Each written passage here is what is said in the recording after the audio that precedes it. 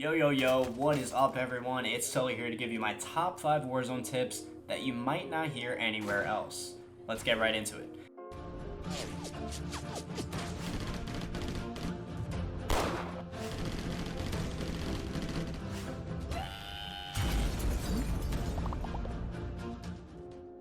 My first tip, don't live and die by the patch notes and YouTube videos. Obviously, pay attention to them, and if a popular streamer says a weapon is really good, it might be really good, you could try it out. However, sometimes a gun isn't for you.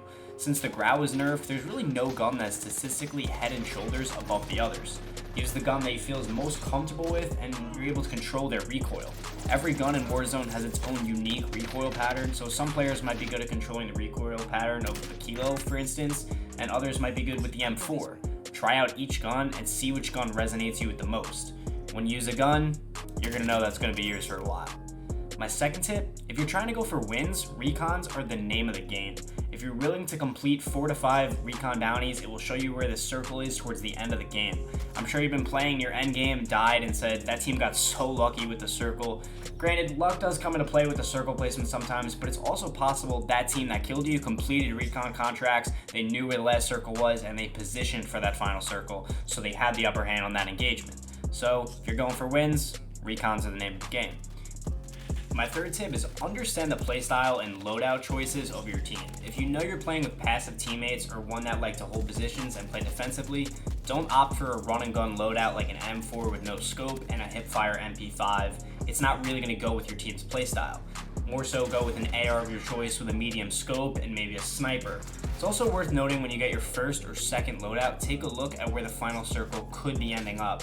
It's kind of hard to predict if you haven't done any recons, but you can sort of tell where the circle's leaning.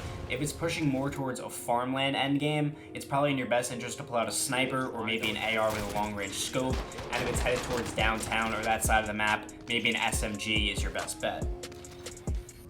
My fourth tip is to make it a priority to thirst down enemies when you're near the endgame.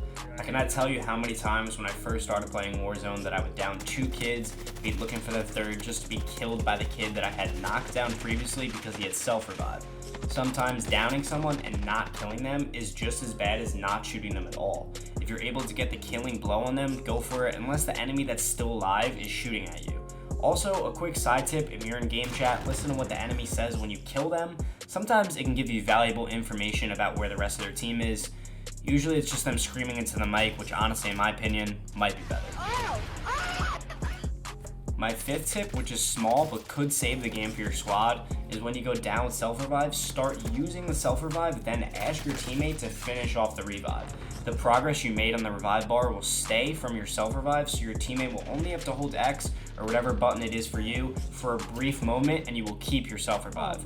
The difference between life and death in Warzone can be seconds or even milliseconds, so those few seconds you're able to shave off with the self-revive trick might save your team the game. That's it for this tips video for Call of Duty Warzone. If you enjoyed, leave a like on this video, subscribe for more gaming content from the Jabronis, and let us know what type of videos you want to see from us. Until next time, Jabroni's out.